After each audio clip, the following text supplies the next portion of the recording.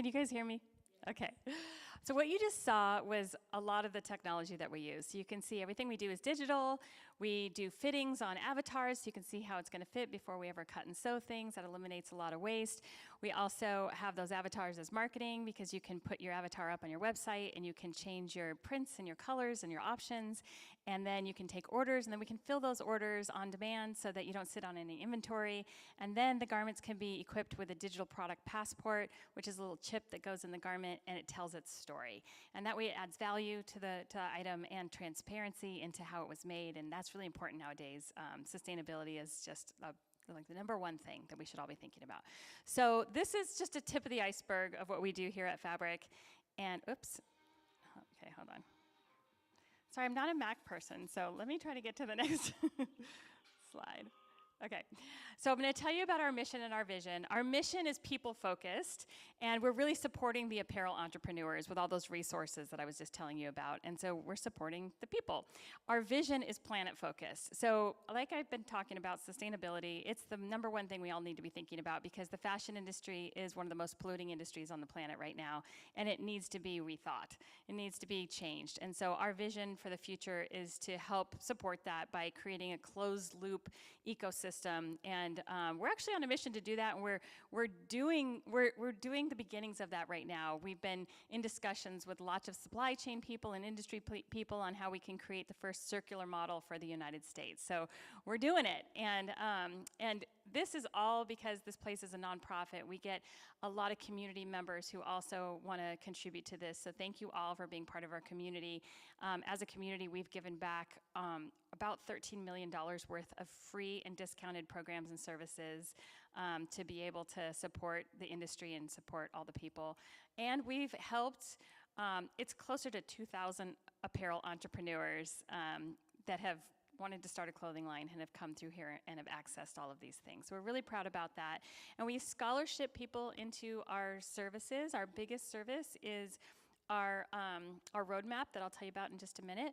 But we have free member benefits. All of you guys, if you registered for this event, you're probably a free member now, and that means you get some benefits that I want to tell you about.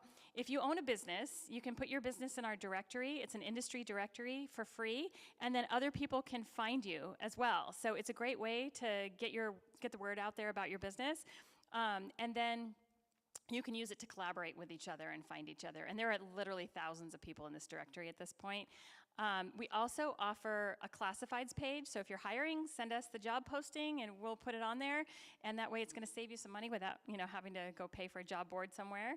If you're looking for a job, if you're a student and you want to get into the industry or something, go to the classifieds page. That's where you're going to find them all.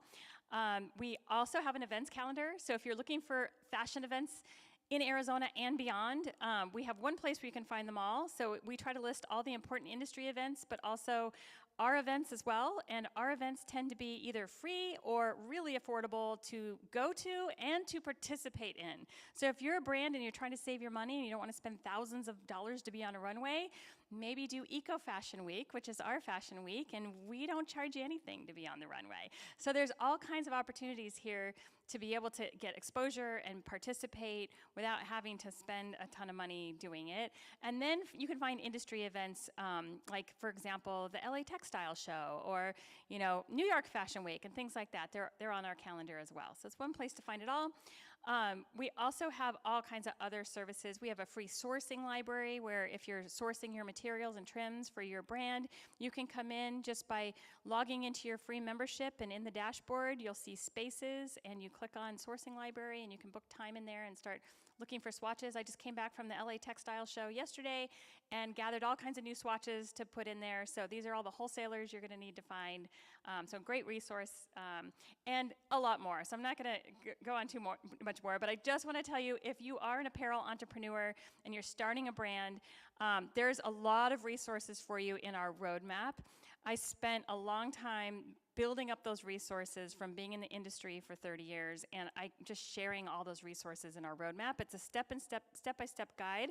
It walks you through everything that you would need to know to start your brand, to officially make it a business, to branding and marketing, to design development, how do you get patterns made and samples sewn, and then manufacturing, how do you get small batches made in the United States, and literally every document that you would need, and hours and hours of video lessons and everything. So we scholarship people into this roadmap. In fact, we want to scholarship people who are at a disadvantage. So we scholarship minorities, veterans, people with disabilities, people who have a financial need. Almost 200 people get a scholarship every year into this education. That saves you from having to hire a production manager or, get the experience out there in the world for, however many years before you start your brand. So that, to me, is the most important thing that we actually offer. Okay, now that you kind of understand what fabric is, let's dive into behind the seams. So we do this as one of those free events every month, and we've been doing this for many years, and we feature all kinds of different people who specialize in different things, and then they have to come in and teach us something. So we learn a bit about their business. Sometimes we learn about their journey. We actually already covered Sherri's journey in a past Behind the Seams a few years ago, and you can watch that video on our Behind the Seams page if you want to hear more about how Sherri became so fabulous. But tonight we are actually going to focus on her brand, Adea. And Adea is a really awesome brand, and it's a great example for our apparel entrepreneurs because it's hard to start a business. It's hard to grow a business. It's hard to maintain a business. And then add fashion into it, and it's even harder.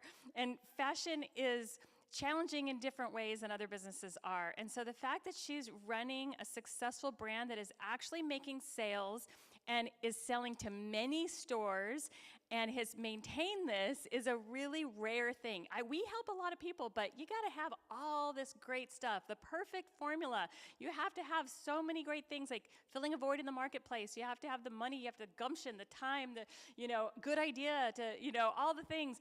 And so if you have all those things and then luck, then hopefully you make it. Well, she's the proof of concept here. So that's why I've invited her to come speak today. And she keeps saying, this topic is so boring, I feel so bad. It's not boring to all of us who are in the industry, who are apparel entrepreneurs. This is the important stuff. Mastering sales and fulfillment, e-commerce, the kind of stuff that once you have product, what do you do with it is so important for all the apparel entrepreneurs. So that's what we're going to talk about today. So I'm going to hand this over to Sherri, and she's actually going to take us through what Adea is, and then even show us what her showroom looks like, and then show you the tools that she uses to manage all of this. So get your pen and paper out. We're recording this, so if you don't have pen and paper, you can watch it later. All right. Did you turn it on? Okay, there we go. Yes, let me get out of here. Yes. Again, I'm not an Apple person, so how do I get out of this?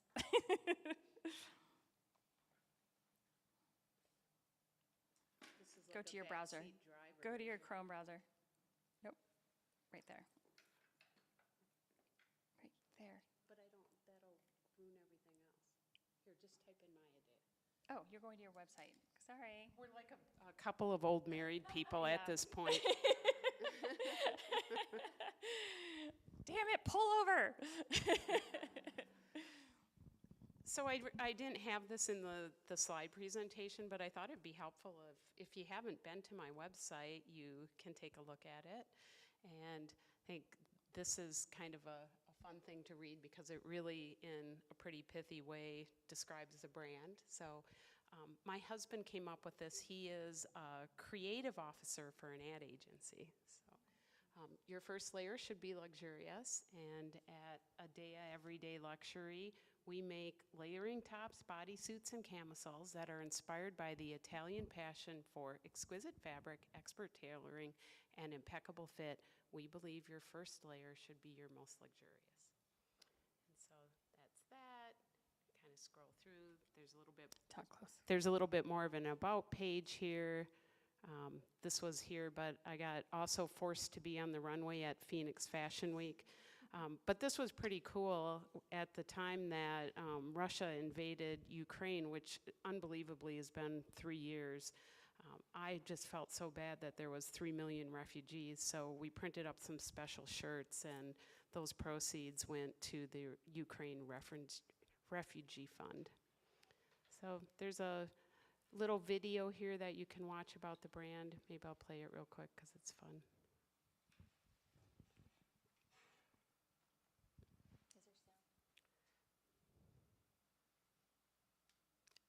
don't think there's sound on this.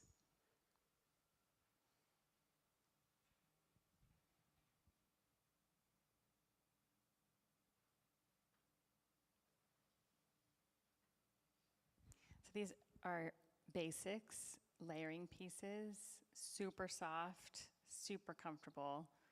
It's all about the fabric.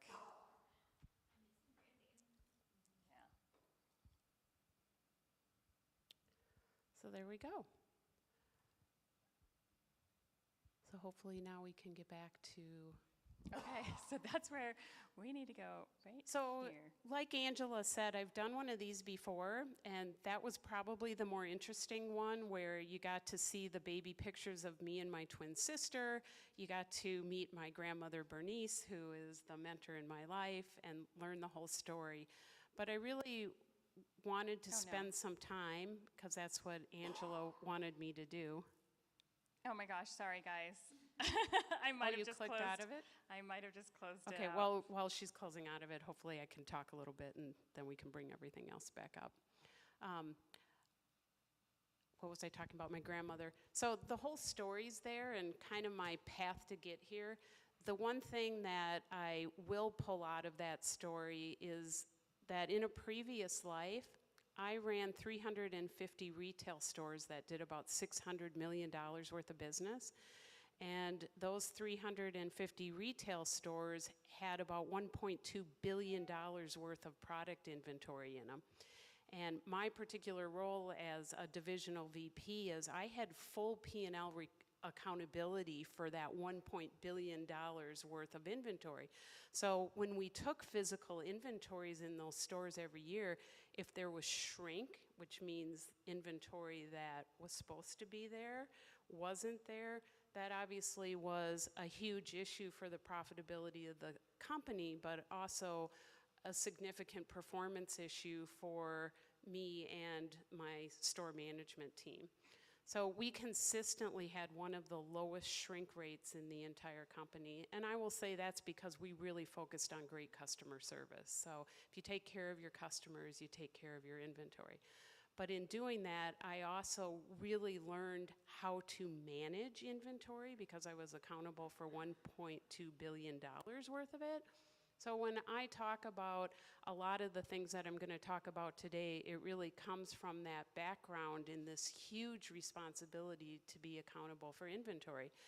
And even now with Adea, where I own at cost, it's probably about $120,000, and at retail it's over $500,000.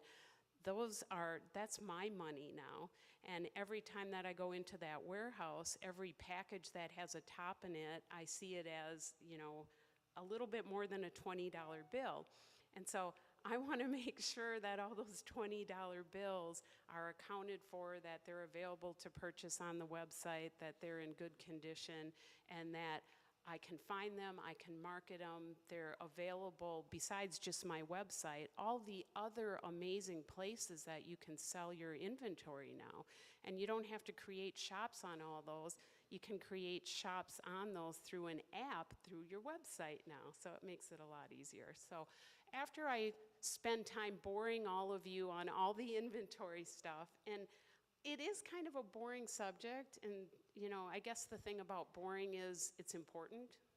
So hang with me a little bit. I'll try not to be too boring, but this is a boring stuff. Boring stuff. I told Angela, I think this is like one step above accounting. But if you're a business owner, again, that's important. So I'm glad we're doing this. Okay. So I'm going to start with talking a little bit about product creation. And I'm going to pull up the spreadsheet. Ooh, spreadsheet. It's not boring. I don't know if you guys can see this, but when I come up with a new product, or if you guys come up with a new product, the first thing you have to do is determine what the SKU of it is. And an SKU is not a barcode. We're going to talk about that. An SKU is basically your manufacturer style number for an item. And what I do with Adea is, this is a spreadsheet here of all of my current styles, and I'll explain why I just have those here. But you can see that the very first style number here is 1176. These are in priority order. So the style numbers that start with 1 are the sleeveless style numbers. The ones that are 6s are the bodysuits, and the ones that are 7s are more of the long sleeve and 3/4 tops. If I did other product categories, I would probably, like if I did pants, I'd probably start those with a 7. And then I would build style numbers after that. But my style numbers are 4-digit codes. If you have a 4-digit code, that gives you plenty of room to do variations of it that you can understand. So for example, the top that I have on right now is a brand new style. It's the sleeveless mock neck. And when I determined what the first 4 letters of the SKU were going to be of this, it's sleeveless, so it needed to start with a 1. And I decided this one was going to be a 2 because it had a higher neck than all the rest of my sleeveless ones, so I didn't want it to start with 1, 1. And then the last 2 numbers are 9, 6, which are the last 2 numbers of the long sleeve mock neck that I have. So that's how I came up with C1296, which is the code of this. The SKU then has 2 other digits in it that then uniquely create a variant for this style number. So the first variant is a color code. So I carry, for example, this top that I just did in 5 colors. So white has a color code in my inventory, and I'll explain this and I'll show you the color code, but white happens to be code 11.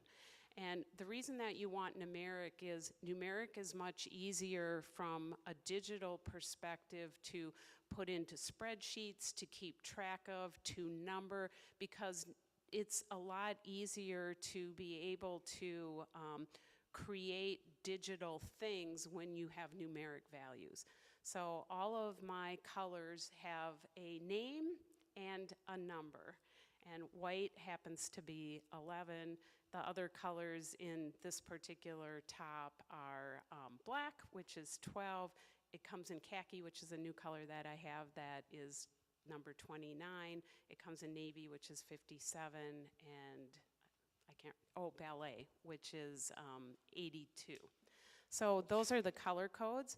So in this particular style then, for this black variant, this is C129612, and then the next variant is the size. So I carry my tops in extra small to extra, extra large, but I also have a numeric value for those sizes. So extra small is a 02, a small is a 03, medium is a 04, and it goes all the way up to size 7. So then the numeric SKU for the particular top that I have on is 1296-12, which is the color code, and I happen to be wearing a medium, so this one is 04. And that makes it real easy for me. Every time that I have a new style coming in, I pick a style number for it, I have the color codes for it, and then I just put in the size.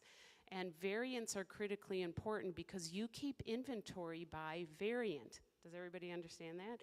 So a size 2 black sleeveless mock neck is a variant that someone is going to buy on my website. So I need to be able to keep that exact inventory for that particular variant. And so all those numeric values then allow it to be calculated digitally, which I'll explain a little bit. And also searchable? Yeah. Right. Searchable. And this is really important when you start adding product into inventory in Shopify or in Google or anywhere else, because you have to have a unique variant for everything that you do. Okay, so if you look up here, my brand, these are all of the current styles that I have. So these are all what I call them styles, but in Shopify, these would be products. And then your products have your color variants and they have your size variants. So you can see that my brand from line 2 to line 16 has 15 what I consider right now current styles. And what I mean by current styles is I'm buying new colors, I'm filling these in currently in my inventory. Even though Shopify right now has 35 products available for sale, I only have 15 of them that I'm currently filling in for inventory right now. The reason that I have those on this sheet is because I'm buying new material, because I'm buying new trims for it, because I have to ship the material for this, I'm constantly updating the cost of these particular items in the spreadsheet. The ones that I haven't bought new material for that are sitting in inventory already have a cost associated with them, so I don't need to update that because that's already recorded in the inventory. But everything that I'm filling in, I have to do a new cost for. And so if you look across this line right here, I have a yield. Everybody knows what yields are, right? So when you're cutting your product, this is approximately how much fabric it takes for one particular unit. And if you go across here, then there's the cost per unit based on the fabric price. Because I'm importing all of this fabric from Italy, there's duties and shipping. There's the shipping that I have in the US because I'm shipping the fabric from Italy to my factory in Pennsylvania. I'll explain a little bit about my factory in Pennsylvania. And then when the factory gets done with my inventory, then I'm shipping it to Tempe. So I also have to account for that shipping. And then all of the packaging. I do have a sample of the packaging that I use over there. I have the factory pack and fold all my stuff so that it comes ready to sell on my shelf, and that includes the barcodes that are there and the packaging that I use. And the last thing I'm going to talk about is a carbon footprint. That is a bag that's made from ocean recycled bottles, and this particular bag is also recyclable, and the inserts in it are made with recyclable paper. So that packaging is here in the trims. For most of my tops, it's just the 2 labels that go in them that are required by law right now. And then you have what the cut and sew price is, and that gives me this unit cost. Can everybody see where my cursor is here for the unit cost for my product? The reason that I wanted to go through all this is that unit cost is what you should be basing the price of all of your product off of. And so when I'm talking about how do you get a new product in, it's not only important to create an SKU for it, you have to put a price on it, right? You know, you have to price it. And you want to price it in a way, I do have both wholesale stores and an e-com site. And so when I price it, I establish both a wholesale price that I'm selling at and a retail price that I'm selling at. If you want to take a look at how you should price your product from your cost, and this is cost of goods sold, it doesn't include, you know, your marketing or anything else. I'm just talking about a baseline of cost of goods sold with everything that's involved with getting that item to your warehouse so you can ship it. Retail stores are looking for about a 50 to 55% margin when they sell your product. So if I'm selling a store a product for $40 and the MSRP then that they would want to see would be around $80. Does everybody follow me? And so I want the store to maintain my MSRP. In fact, I have a selling agreement with them that says, for the most part, they have to maintain that MSRP unless they're doing a limited time sale. And that helps me protect my brand so that the value of my product stays consistent. And so MSRP is really important. So you want to be able to price your product from your cost to your MSRP, where your wholesalers can make about 50%, and hopefully from your cost, you're much higher than that. And if you look at these 2 beautiful columns here, you can see that my average margin at wholesale is about 58%, and my average retail margin, if I sell them on my website, is about 80%. The store average margin based on the wholesale price and my MSRP, what I sell it for, is about 52%. So I'm right in that perfect realm of where a store would want to have my product because they're making a reasonable amount to carry it. So I hope this is helpful to everybody. You know, if anybody ever wants to have me take a look at how to cost your garment, how to establish a wholesale and a retail price and make sure that your margins work, I'm more than happy to help you do it. But it is really an important part of product creation.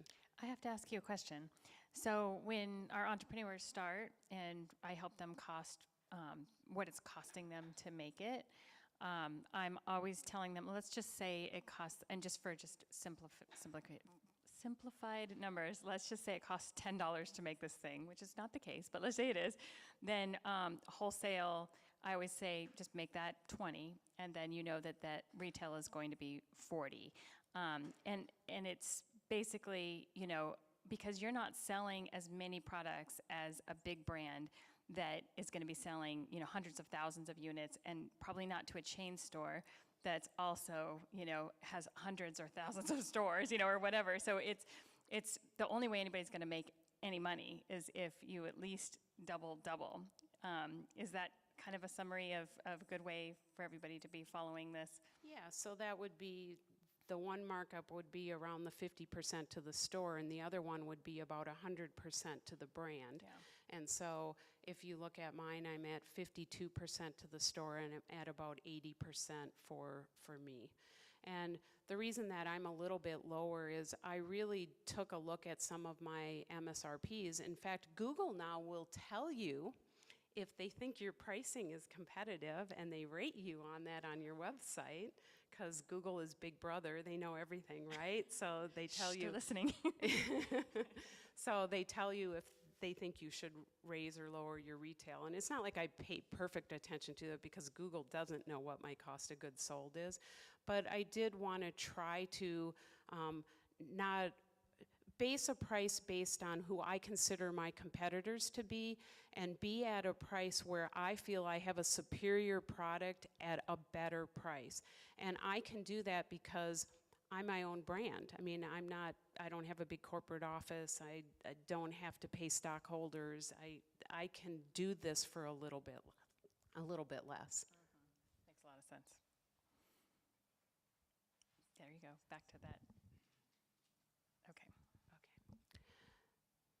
Let's see.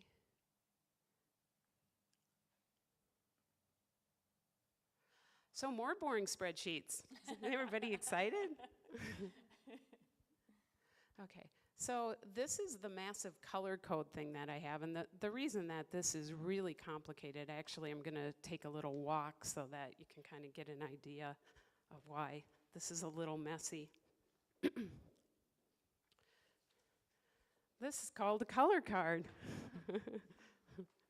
So this color card is from my fabric factory, and this particular one is in 2004, but they come out with a new color card every year.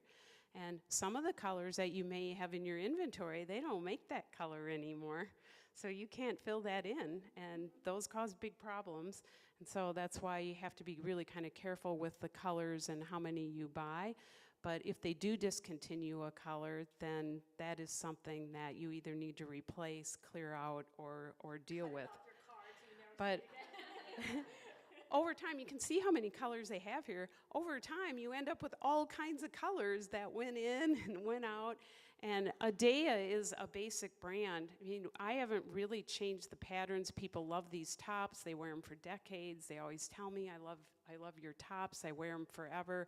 So we don't really have to change the patterns. I'm only using one fabric, which keeps things really simple in my brand. Trust me, it keeps it really simple. I'm only buying from one factory. So the only thing I have to worry about is colors coming and going. So this particular chart shows all the colors. And I have a color coding system here where the ones that are current, so you can see down here it says discontinued colors are red. These are colors that I still have items in my inventory, but they're discontinued. I'm going to kind of talk about how I deal with those. And then I have the current colors, which are yellow, so those I'm continuing with and have in full stock.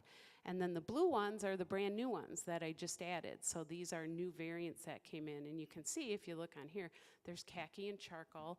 Those are the two new colors that I added for fall. I always do a lot of trend reports. Like spring, I added apricot in my version because peach fuzz and apricot crush were the WGSN and Pantone colors of the year. So I put an apricot in my selection, and it actually sold really well. So that's one of the ways that we pick colors. But you can see all these colors have these codes on the left. See all the color codes? So that's how that goes into the style numbers. The factory in Italy comes up with really crazy names for those colors. And so there's things like Bianco is white and Nero is black because it's Italian, and then they come up with crazy colors like rabbit and rest that nobody would know what they are.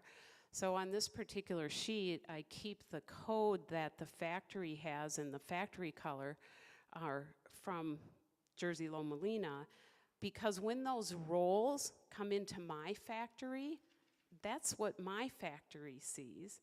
But I don't want to put rest or rabbit on my website. I want it to be pretty pink and sky blue.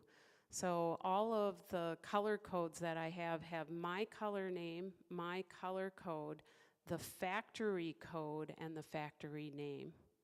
And all those things are really important to match everything up. I just want to go back and stress that, because as a factory here, when people drop stuff off, this is an issue, and you always want to make things as simple for your factory as possible.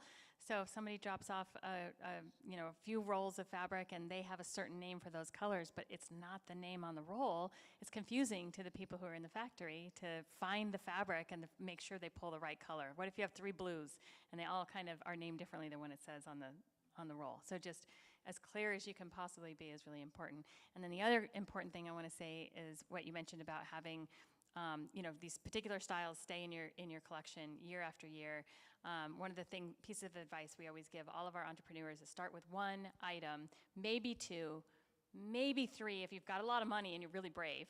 But the core thing that can be the foundation for your other items, and offer it in lots of colors and lots of prints. That's a way to make it look like you have a bigger collection and you have a variety and everything.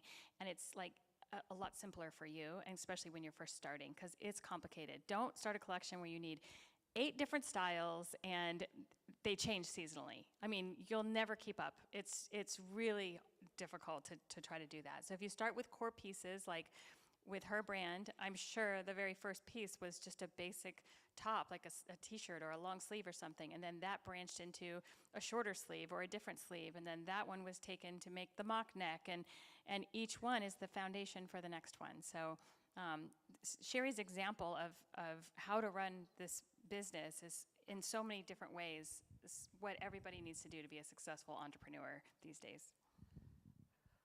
Is there any way you can find the tab for my Shopify on here? You closed it? Yeah, I think you might Can have to you get log it back back? into it. No, I think you have to log back in. Yeah, when we were in the presentation, I closed the presentation and I think it closed everything. But there's your Shopify. Who has a Shopify site? Most of you?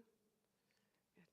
So Shopify, obviously, you saw my website. That's the front end of Shopify. What I'm going to show you is the back end, the admin. This is where all the magic happens, and it's really, really important for inventory management.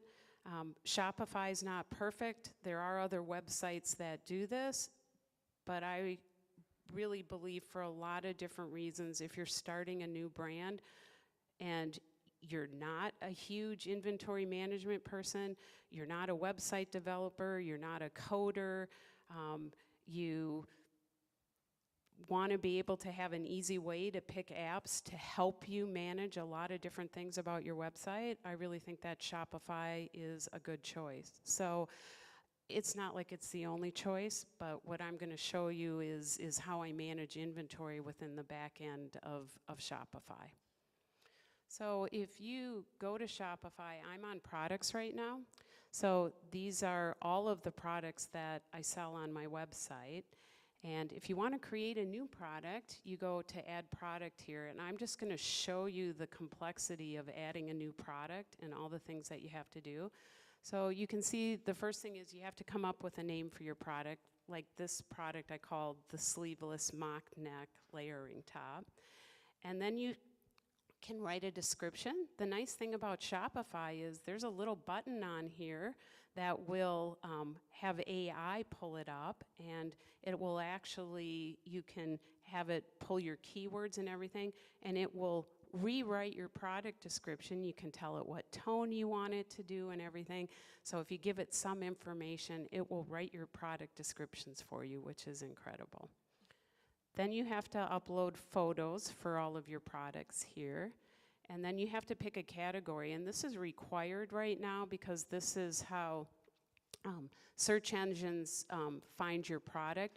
They actually just changed this. Some of the old categories that I had picked for my products were outdated, so it forced me to pick new things in here.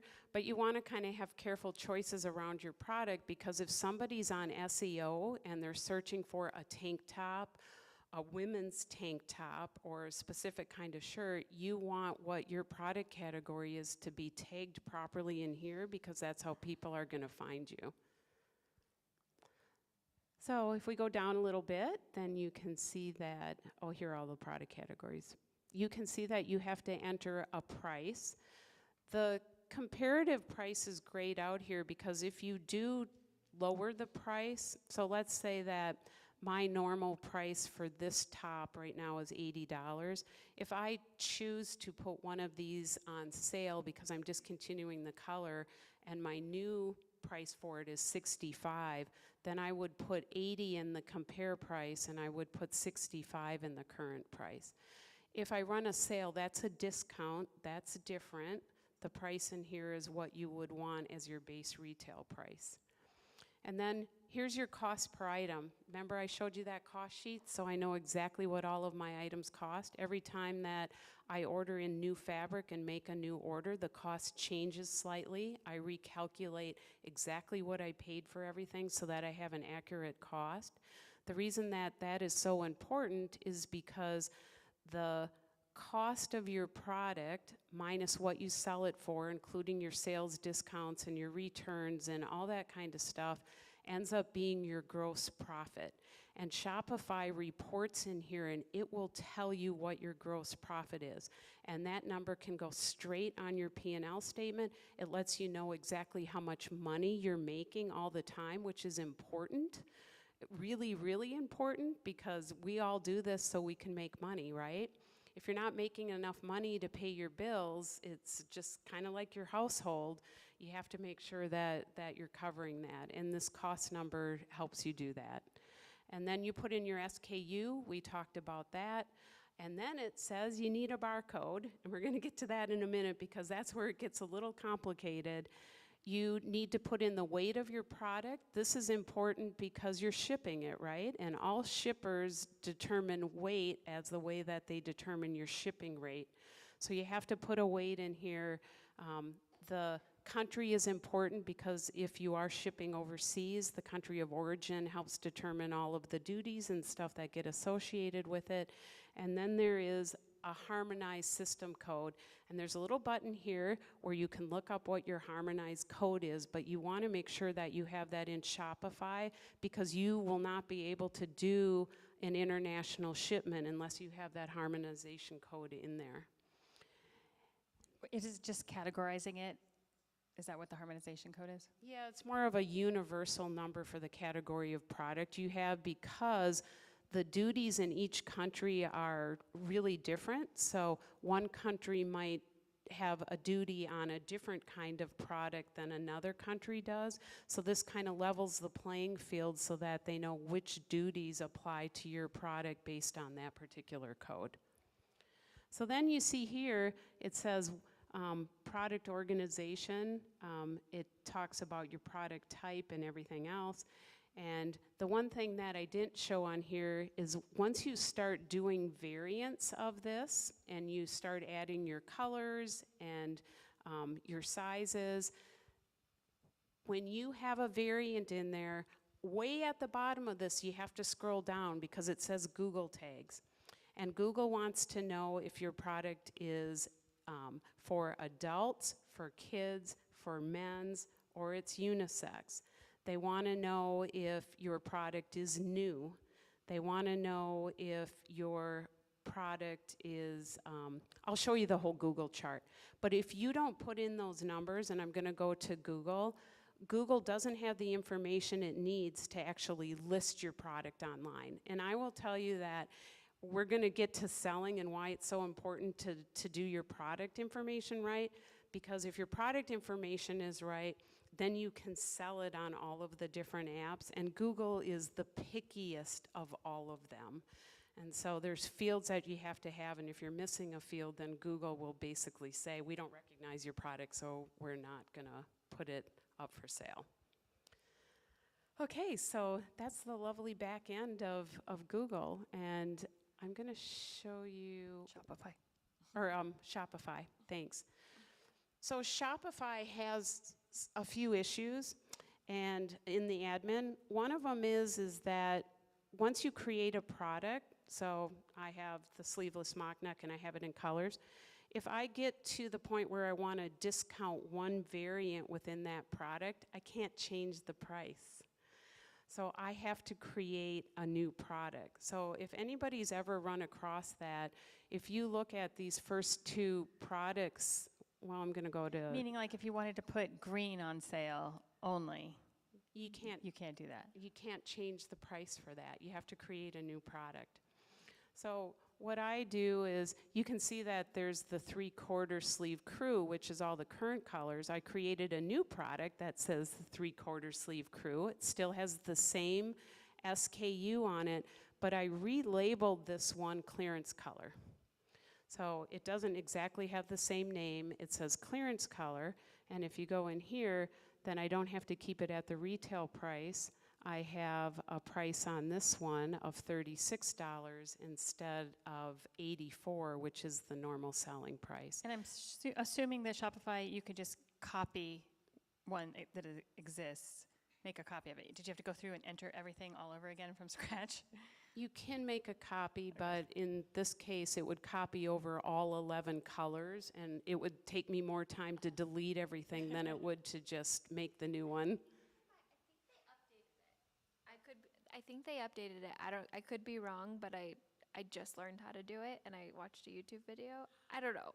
I just put something on sale for the first time, so I could be wrong, but I would look into it. Yay!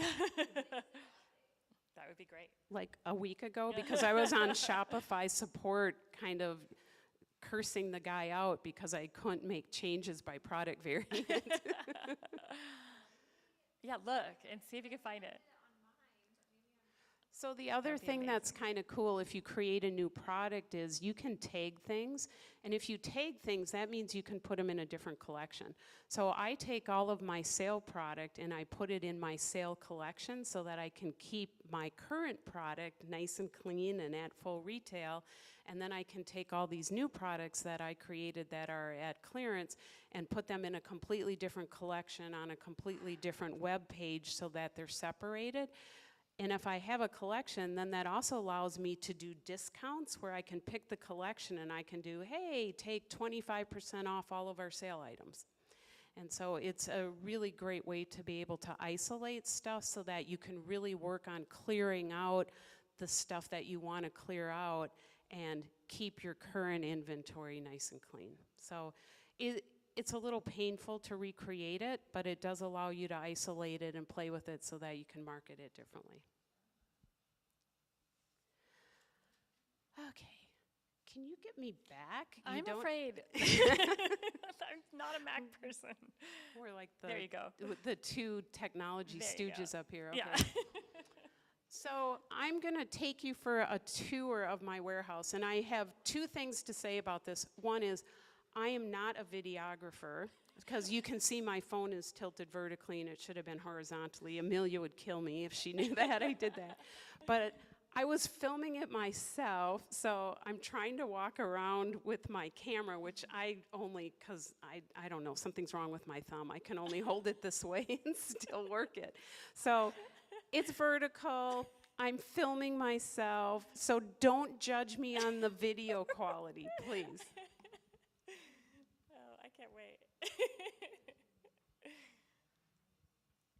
And it's probably still boring.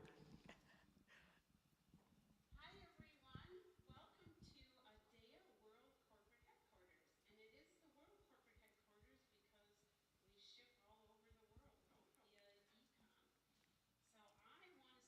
So I want to spend a little bit of time just showing you around, and my main goal is to show you how the inventory is organized, because that's what makes it easy if I get a new order. When I pulled the packing slip, that I can find exactly what I'm looking for and make sure that that goes straight to the customer who paid for it.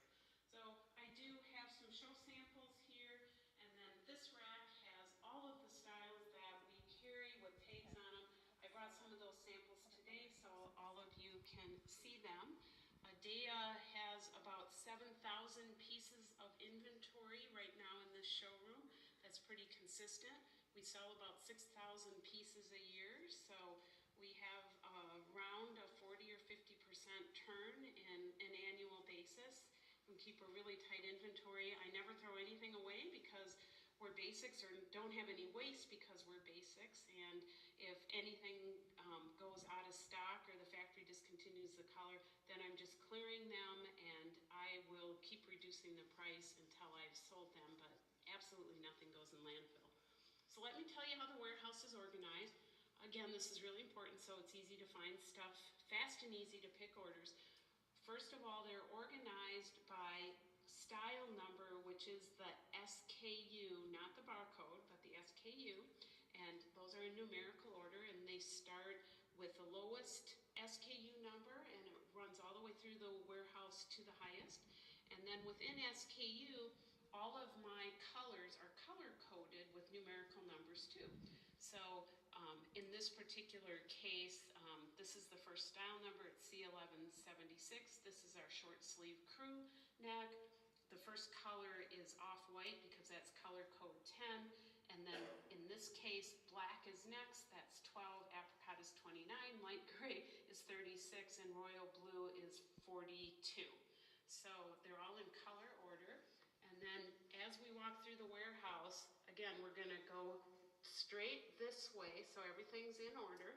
And it's organized from left to right, just like how you read. So as the style numbers increase, we're going to go left to right, left to right, left to right, left to right, left to right. So everything's in order. And you can see as you look through here, we went from 1176 to 1179 to 1180, 1184 to 1194. And I'm going to stop right here to show you within color then how we organize sizes are. So this is the first color in C1194. It's off-white, which is color code 10, which is the first number. And then within that, you can see 2. We have European sizes, but 2 is an extra small first. 3, 4, and then there's a few more 4s here. 5, 6, and 7, which goes all the way to extra large. That's what 7 is. And then the next color code is here. And then as we follow along the wall, the numbers keep going up. So when we get to the 600s, then those are bodysuits. And the numbers go from 6194 to 6195.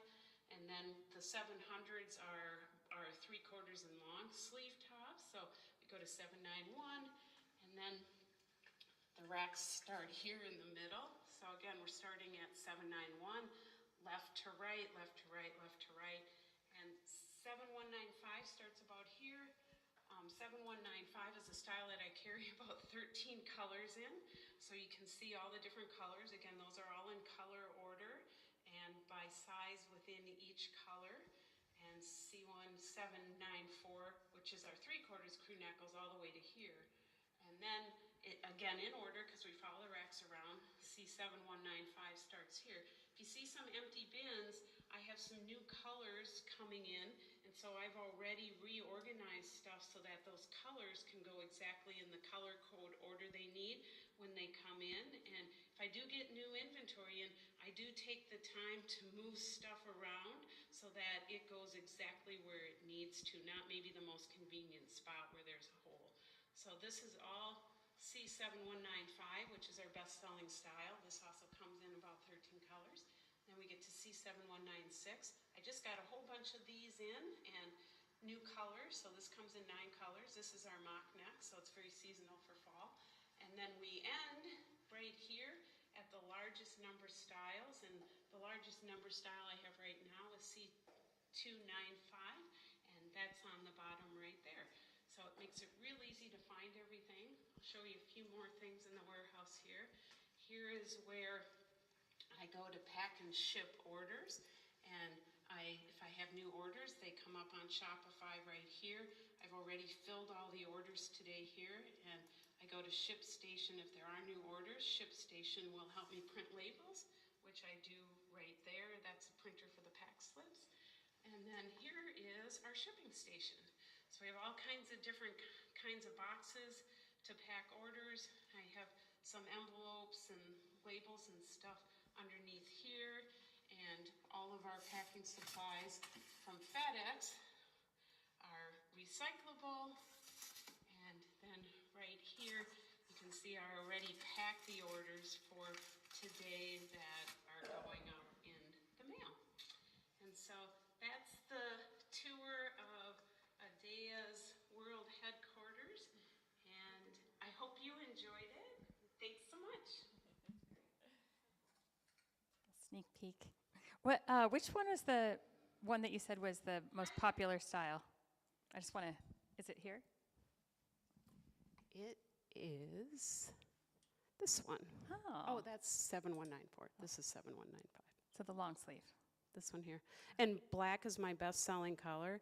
If I sell 6,000 pieces a year, I sell 900 of this one in this color. That's great. That's a core basic everybody needs, that's why. Okay, so the next thing I'm going to show you is just another video. I promise this one isn't near as long. It's taken in just as bad of aspect ratio, though, so sorry. I kind of want to show you what the product looks like when it comes from the factory. I'll work the mic. So here's how the boxes look when they come in. They come all packaged, and my factory's really good. They organize them by size, so these are all the black size 2s. And when I get them in, then I just grab everything that is that size out of the box, like I'm doing right now. And I get them all together, and I grab them, and then I put them, because everything is organized, and I've already made room for these in my inventory because I knew they were coming in. And I grabbed the bin for, see, it says C1194 in black. Black is color code 12, so it's the 3rd color in order. And you can see these are extra small, so I have extra small right here. And I am simply going to pull those over and put them in with the rest of the extra smalls. And there we go. That's how I get inventory in and put it in stock in my warehouse here. The other thing that I'm going to do after I get in all the inventory, then I recount them and I'll double check the inventory, and if it's not exactly right, then I update it in Shopify. Awesome. I know, boring, right? But I can tell you there's nothing better than getting stuff already to sell, packed, and in size order from your factory. It's so nice. And then get an order and actually fill the order. Yeah, you were right. Oh, we're here. We're still here. Just X. Okay. Perfect. Okay, so in my agenda, I'm going to talk a little bit more now. That was inventory organization. I'm on number 4. I'm getting there. Is everybody bored to tears yet? I'm going to talk a little bit more about inventory management. And before I go into how I determine what I'm going to reorder, and I only order product twice a year. I know that it's old-fashioned for seasonal, but if you're a basics brand, you should be able to order twice a year. I have pretty consistent sales, and if my sales are trending up, like this year they're trending up 50%, then I'll factor that into what I'm purchasing based on my normal sales. And then if I'm buying a new color, I'm just really buying short runs. If that takes off, then I'll fill it in. That happened with olive. It's a green color that I have on the thing I'll show you. I expected it to just be a seasonal color last year for fall, and it absolutely took off. People loved it. So it's become a core color, and I'm just praying that Jersey Loma Linda doesn't discontinue that color. How often are you dropping new colors? I will pick a couple of colors every season, so I'll add new colors. And I have also done things like I'll take styles and I'll add a core new color to a new style. I'm going to show you the PO that I put together, the last one that I sent out to the factory, and there was 13 new variants that I ordered in my PO. That some of them were a new style with new colors, and then other ones were new colors that I added to current styles. But last spring, I think I had 17 new variants, and this fall I had 13, if that helps out. And on my website right now, I think there's 654 variants that I have for sale. I also want to reiterate the fact that you only order inventory twice a year, which is, I think, a better way. Like, it's more sustainable to do it that way. You're only getting this big shipment twice a year. Right, it involves another really big, complicated spreadsheet that I'm just going to talk about. I'm not going to show it to you because your eyes would pop out. But I will kind of explain how I decide to order inventory, because I only do it twice a year. One of the other reasons I do it, and I kind of have a fun thing to talk about at the end here that I don't want to give away, is, this fabric is coming from Italy, so the carbon footprint to move it over is pretty significant. And I don't want to increase my carbon footprint by constantly shipping fabric in, by constantly having the factory ship stuff. It is much more efficient and more carbon friendly to be able to reduce the orders. But this works for me because I'm a basics brand and I'm only using one material. Again, it keeps it really simple. I'm going to have you do it here. Okay. When you're talking about when you pick colors, how do you know which colors to pick per the 2 seasons or the 2 times a year? What are you looking for? So I have 5 core colors that I pretty much keep in most of my products. Actually, let's say 4 core colors, because these are the colors that I have in almost everything I have. White, black, off-white, and navy. So those colors I'm just going to keep. I'm going to determine what I need to buy by variant to replace my sales and grow a little bit if that's my trend. And I'm going to order enough fabric based on my yields to those colors. There are, like for example, the C7195, I have quite a few more colors in there, just because it's a basic and people keep rebuying it and they want more colors in their wardrobe. In fact, my customers always say, when are you coming out with new colors? And so I do try to add more colors. Not spring of 2024, but spring of 2023, I don't know if everybody remembers, but pastels were really big. It was pinks and blues, and so for spring, I decided to add pretty pink and sky blue because those were the trending colors. When I came into fall, it was these earthy colors that were real popular. So I am picking trend things. That's when I brought olive because it was an earthy color, and I can't remember what other color I added. But I added the trend colors. This spring, it was peach fuzz, and apricot. Because of the WGSN Yeah. Pantone colors. And mostly spring is a lighter color Yes, exactly right. How do you pick? Because there's like color and fashion, and then there's color interior design. And maybe pink is big in fashion, but fuchsia is big in interior design or vice versa. So how do you decide on a couple of colors per season for you to pick to add to the basics that you have are, which are a lot of neutrals? Right. I've been asked multiple times, what do you think about these 3 pinks? She does a lot of that. I do that. Then I start asking people, and I'll send out things. But I will tell you that I look at what colors I am seeing out there on trends and all kinds of different things, because I do think that homes follows fashion. So fashion starts it, and then it goes to home goods. But those cycles are speeding up. They're getting faster and faster. So, you know, you kind of look at what everybody's saying are the big colors that you see in multiple places, and then I have to try to find it on that color card. So it's not like I can tell the factory, hey, you know, I want this color. I'm stuck to their color card. So if the color that's trending isn't on that color card, or it's an ugly shade of what I really want, then I'm not getting that color. Right, because like last night I had nothing to do, so I opened up Google. I'm sorry. So I had nothing to do last night, so I opened up Google and I'm like, what's the latest color for fall? Or what was the latest color for spring last year? Just to buy fabric to make something, just to make something, so you're not making something that everybody's like, what color is that? So that's why I asked that question. I was just kind of curious. Okay. So I'm going to go through this quickly because this would be really, really boring, but I do think it's important because we're talking about it now, how I order product. So hopefully this spreadsheet will come up. If you're in Shopify, Shopify generates all kinds of reports. And so they have a report that is called Sales by SKU, and you can put in custom dates on this.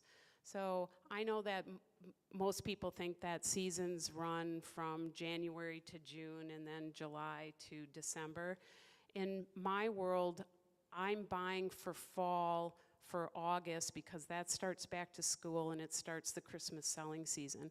So when I place an order, I want to have most of the product for fall in for August. And that's kind of when my marketing starts kicking in and everything as well. So in this case, when I was determining my PO, I pulled sales from August 1st through January 31st. That's my 6-month seasonal for my purchase. And so I pulled in all of my sales that I had for those months.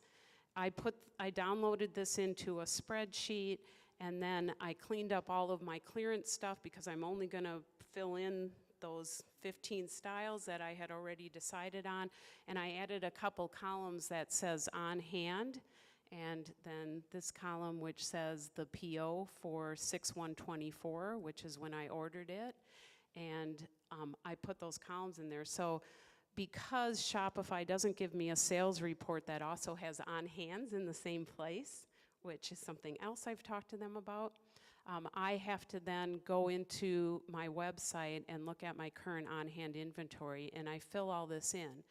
And I'll show you the actual physical spreadsheet that I did, but then I'll compare.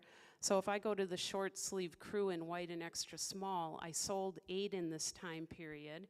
If I had 4 on hand, then I would know that I'd need to buy at least 4. And if I'm trending up, I'd probably want to buy 6. So that's how I go through and determine what exactly it is that I'm going to order for the following season. And then I'll add in new colors to this. So it's pretty simple, but when you're going through, I don't know, probably with my current styles, I'm still going through almost 400 variants to look at, plus adding new colors. It's a couple days for me to go through this.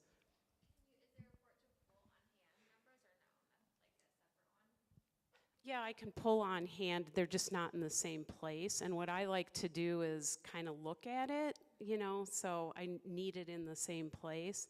Because a lot of times what I'll do is I also have a factory minimum, just so all of you know. So I'll go through and look at what I really think I need, and then I have to go back and juggle it a little bit sometimes to get so that I can hit my minimum.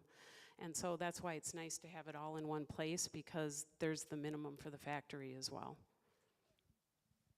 And that color question, I think, is sort of a mix of keeping an eye on trends like WGSN and, you know, whatever the colors are of the year, style site, things like that, but then intuition and a blend of what's selling and asking a whole bunch of people, and it's not a science, it's kind of a mix of an art and a science. I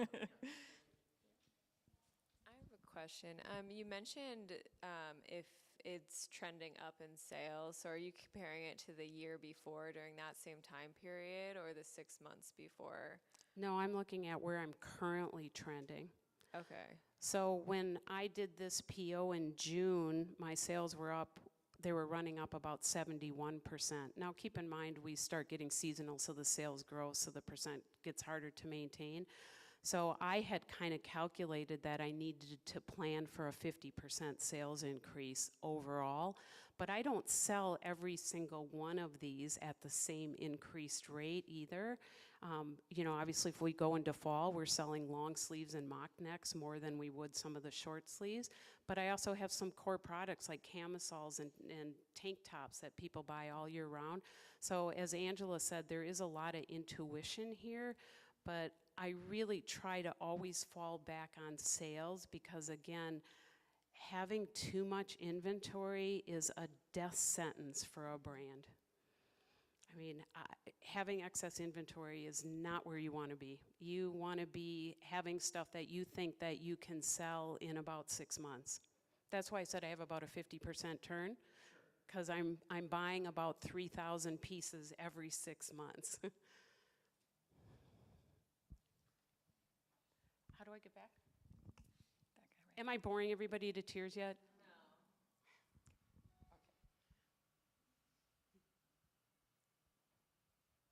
All right, another spreadsheet.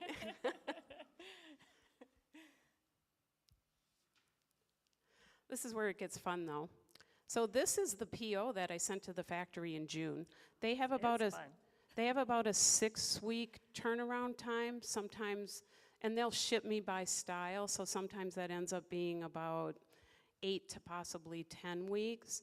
So I always plan, remember August 1st is when I want my new fall styles in, it's when my marketing kicks in. So I am making sure that I'm placing my PO to the factory in June, but that means that I'm placing my PO to the fabric in.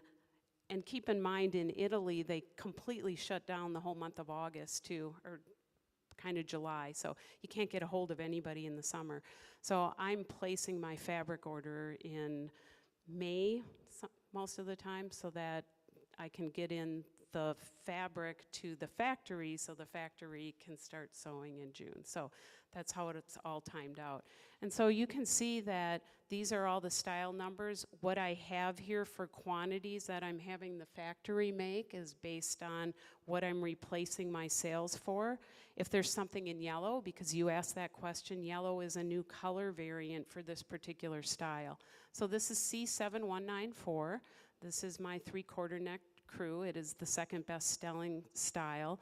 And I'm filling in all of these colors in these quantities. And then I added khaki, peanut, and so you can see, because this is a new color, I'm only doing 12 across the board and 6 in large. When I get in a new color, I usually sell in a ratio. This is because it's a stretch brand, it sells in smaller sizes. So my normal size ratio for extra small, small, medium, large, extra large is generally 3, 3, 2, 1, 0.5, 0.25 going into extra, extra large. But when I do a new color, I'll do a small amount all the way across the board, so 12, 12, 12, 12, 6, because then I'll be able to determine how well those sizes sell by color. It's kind of funny. Sometimes some colors sell completely different size-wise than others. So I always like to just do a real small run, and I'll compare. If this is a color that doesn't sell well, then I haven't invested in a lot of inventory, and I'll be able to put it on clearance and then probably final sale when I sell out of multiple sizes, and I'll be able to get rid of the color with not a huge amount of investment. So if you look through this, these are the mock necks, or no, this is C7195. I added charcoal, which is that dark gray color. I think I have a mock neck in it, yeah. So I added that color. That was also trending this year. There was kind of like this dark blue, dark gray, kind of mystic hue thing going on. So that was the closest color that I could find. And you can see this whole spreadsheet has all the fills. This is the new style here, where the block of yellow is. That's my C1296, and the colors that I ordered it in. And you can see at the bottom here, I ordered 2,798 pieces. And what I do on this side is then I total based on my yield how much fabric that's going to be. And if you look over here, then I know I'm calculating this exactly how many yards I need for this PO. Do you guys see that? So based on this PO, this is how many yards of fabric I need, and then that's what determines my PO into the factory, or the fabric company, so that I can send it to the factory for the PO. Everybody bored to tears yet? So this is a lot more of a science than an art, is this PO. And then, how do I get back again? So I do this first. So I'm doing this in May for the following season, or early May. I'll do that first, and then, like I said, I know exactly how much fabric I have to order. So then this is the PO that went into the factory for all those colors and those meters, so that could happen. This is a major purchase, so you have to be right. This is really expensive fabric. There's a $20,000 fabric order here, and then it costs almost $8,000 to get it here. So it's significant.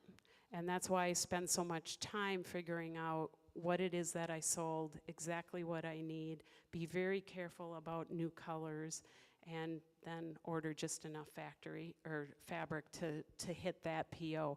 I usually end up without having very little excess fabric, so I'm always buying just to the PO that's in front of me. I just want to stress that this is one fabric. So imagine if you're a brand that uses multiple fabrics and have more styles than that, like how complicated this whole thing is. That's again why it's really good business model. Okay. I was going to spend just a moment talking about my factory. It's called Mona Lisa Manufacturing. It's in Allentown, Pennsylvania. This is a woman-owned factory. It's been a multi-generational woman-owned factory. So Marae's mother used to run the factory, and she took it over. And it is just exactly what you'd think it would be if you went to Allentown, Pennsylvania. She has survived. A lot of the manufacturing that was in Allentown no longer exists, and it's because she has a great little factory, and she really knows how to sew stretchy knits really well. I think a lot of people ask, why don't you make it here? We can't handle 3,000 pieces here. You know, we're the development place. She develops new products here and then sends the IP there so they can actually manufacture it. Yeah, we couldn't do small runs for anybody else. 3,000 pieces would occupy, months and months of factory time here, and we don't just specifically specialize in stretchy knits here. So we always tell everybody who comes through here, we'll get you going. We're always here for you every time you need to make a new style, a new pattern. We do all the product development, so you walk away with tech packs, patterns, sew by samples.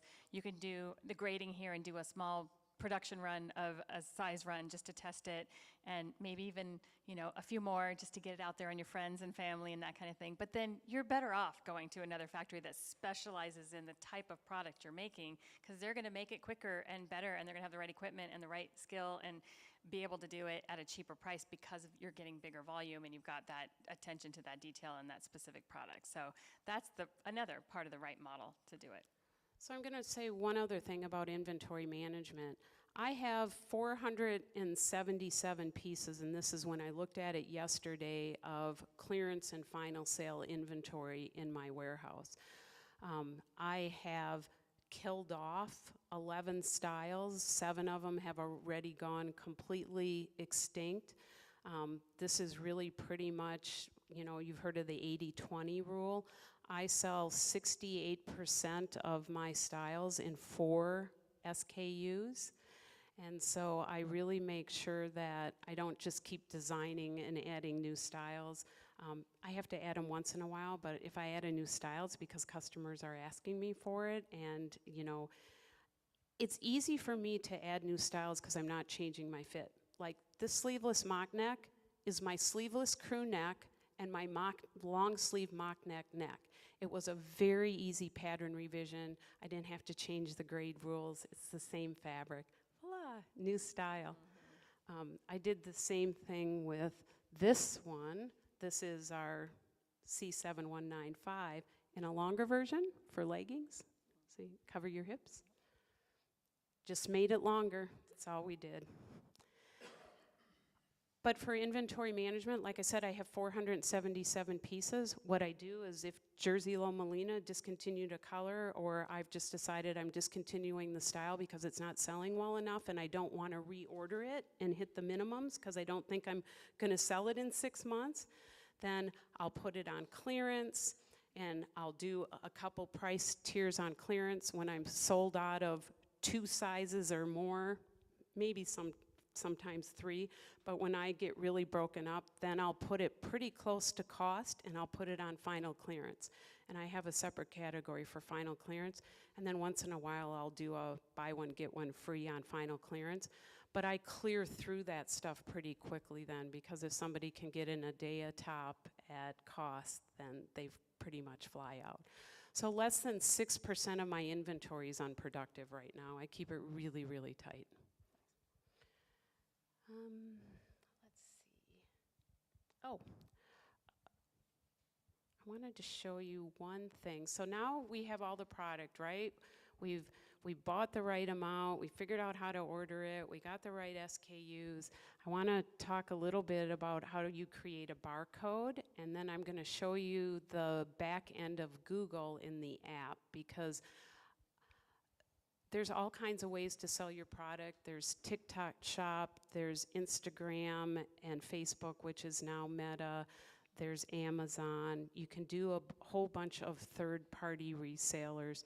They all take a big hit from you, and it is a good way to increase your brand. I haven't chose to do that yet, and I may if I think I can keep up with it, but right now people are finding me on search, and I have a keyword that I kind of own now, which is really unusual. It's called luxury layering tops.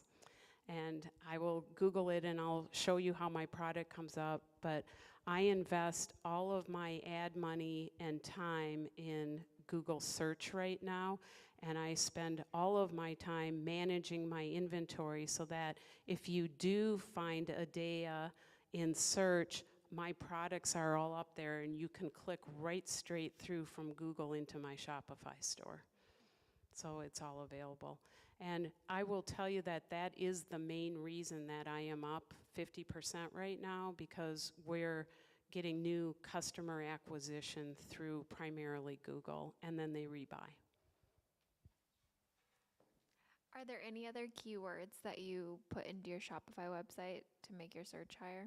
Oh yeah, there's about 200, but I mean, you know how Google works, right? If you start doing paid ads, some of the best keywords are the ones that are so competitive that you're never gonna show up in them at all.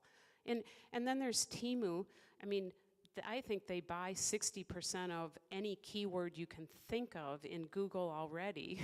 So, I mean, it's really kind of tough to figure out where you can sit, but I'm constantly, actually AI in Google is pretty good right now. It can help you determine new keywords. Keywords are seasonal, keywords are trendy, so you can take stuff out and add them and try to get up on search on keywords that are below what you're really trying to do.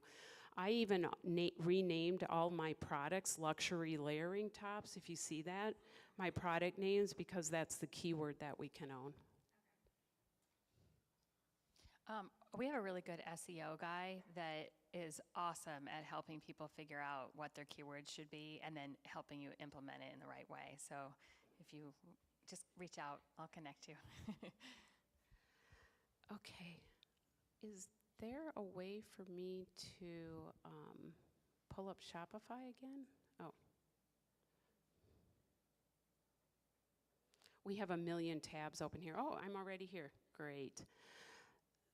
So those of you who are on Shopify know that Shopify is an app store that if you're an e-com merchant rivals Apple. I mean, there are so many apps available in Shopify that can help your business. And if you've never spent any time shopping apps, you should. They release new apps and help every day. You should watch the videos that they talk about and what they're releasing and what's new on it, because they're constantly trying to help out. But I go to the sales channel apps, and I am going to show you, where's Google here? Right there. This is my farsightedness without. So I'm going to go into open the sales channel. And this is Google, and it tells you all kinds of things about what's going on with your products. So you can see right now I have 643 products that are approved, and not approved is one. I know that this is my gift certificate because they can't figure out how to code it. I have been in here sometimes and everything has looked good, and all of a sudden I'll have 320 products that are disapproved. And I'll go, oh my God, because then they're not up on e-com where I'm paying the ads. And it's because Google has added a new variant that you haven't filled in, so then they decided to discontinue all of your products. So this is a place you really need to keep up to date on, and I am going to show you. So see how it says edit bulk products?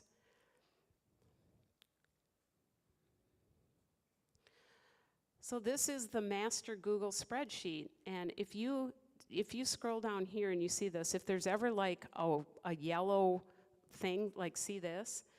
The reason this is yellow and I haven't filled it in is because this isn't up for sale right now on my website. It's a new color variant, but this hasn't arrived from the factory yet, so I didn't want to add it and have it for sale. But I needed to create the barcodes because I have to send them to the factory because they're packaging them. So I had to create this color temporarily so I could get the barcode, so that's why it's like it. But if you ever see this and it's a current product that you're selling, this is kind of a 911, and then you have to go through all of these fields and see what is missing in here. And these are the fields that I talk about. You need to put in your color, your size, whether it's adult, whether it's female. You have to put in your SKU, and you have to put in a barcode. Google will not sell your stuff unless you have a legitimate GTIN barcode. And I wanted to show you this first because the barcode thing is a little messy, and I know this is getting long. We're going to try to be really quick about this, but you have to have a 12-digit GTIN barcode for Google to recognize you selling in it. And if you don't, you're going to get this little yellow mark here, and they're not going to list your product. Okay, where is our thing? Okay. So we get Gosh, all that work and that one little thing could prevent your stuff from getting any traction. It's so frustrating. Okay. I don't know how I used to work before Monday.com. The work management platform? Nah, I don't like people telling me how to work.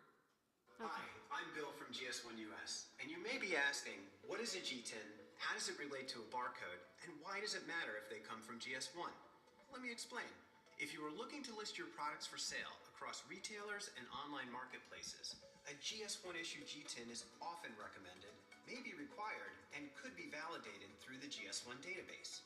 A GS1 issue GTIN is unique to your product and to your company, sort of like a product fingerprint. The UPC barcode incorporates your GTIN into a symbol that a machine can read, resulting in that sweet sound of your product fingerprint being read at checkout. To identify only a few products, the GS1 US G10 may be right for you.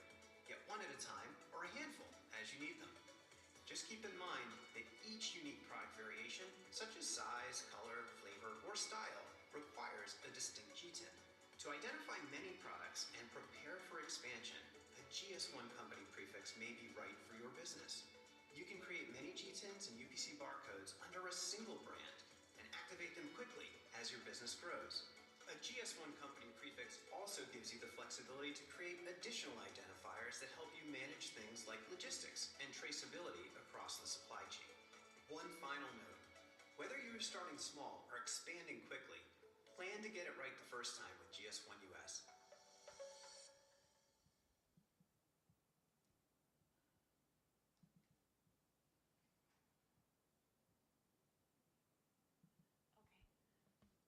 So you heard him say your 6-digit product identifier. Apply for one. It does identify your product. That is part of getting your stuff be able to ship internationally through duties. Mine is 873181. If you go on, and I'll show you the website, if you go on the G10 website, there's a simple button, just do a small brand and just get your 6-digit code. I'll talk about how you get the other 6 digits for your barcode after that. But you do have to register your company to get those first 6 digits. And then all of your barcodes start with that 6-digit code. So every single barcode that I have on every single one of my products is 873181.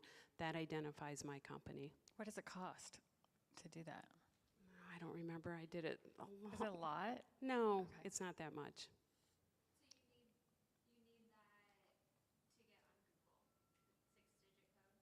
Well, that's the start. You need the 12, you need a 12-digit legitimate GTIN for Google. Even if you're not international. They require it because they want people to be able to trace back to you. It's part of it's the first 6 digits of the 12 digits. Are you looking for this one? It's right there. Actually, I'm hoping I can get back to Shopify.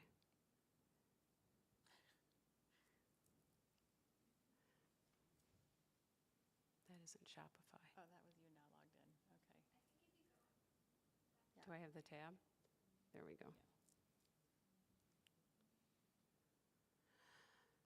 So how do you get the next 6 digits? 873181 are my first 6. The next 4 digits I have reserved for a numerical order for my products. So as I said, right now I have 647 variants, but I've had all kinds of other products that have come and gone that have had G10 barcodes. So I'm on, I don't know, I think it's like 1,236, but every time I create a new barcode for a new variant, because you have to have them by variant, it's the next number in my product line. So if I add charcoal in that, and I'm at 1,134 or wherever it is, size 2 is going to be 1,135. And if you think that that's hard to do, within Shopify, I have an app, and I'm going to show you where it is, or what it is, because this thing does miracles for me. So you can see in more actions, I have print barcodes. And so this is the app that I use. It's called Multi-Label Barcodes. If I want to print new barcodes, I can just put in my product and how many and print. So this is how I print barcodes. But also, if you can see it says barcode and SKU assignment, if I add a new product with all the SKUs and I click on this, it will go through and in numerical order add the rest of those 4 digits to create a 10-digit code to everything that doesn't currently have a barcode in it. And it will automatically do 873181, and then it would be like 1135. Okay, so now I have 10 digits, right?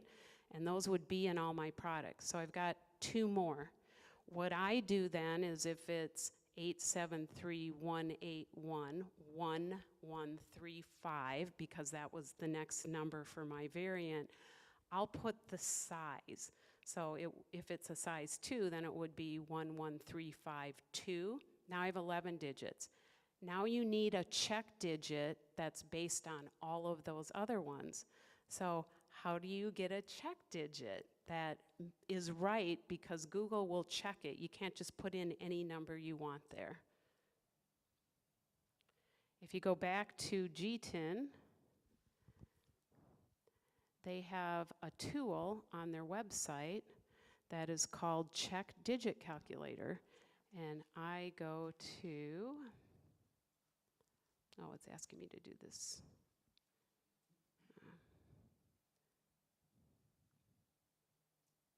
So see how it says 12-digit GTIN?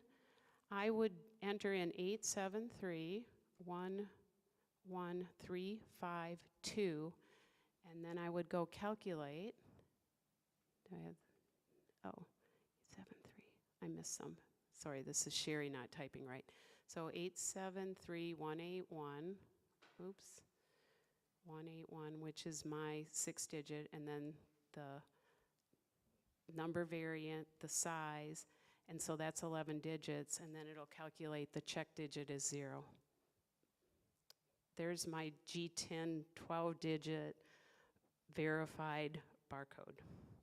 So I have to go in and do this every time. If I add a new color and it comes in 5 sizes, I'll have Shopify get the 10 digits, I'll add the size for each, and then I'll go in here and I'll pull all the check digits, and then I'll go back and enter them into Shopify, which then automatically will enter them into Google.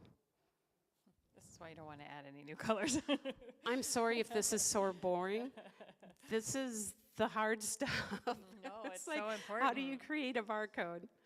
This is probably the most educational, in-depth, behind-the-scenes we have ever done. Like, this is really good, detailed information that's actually teaching people how to do something. It's amazing. Okay, then I want to talk about one thing. I'm through all the boring product stuff, okay? And I'll do a Q&A. As of today, I am super proud to announce that Adea Every Day Luxury is a certified net zero carbon brand. You're asking, how do you know that? How did you do that?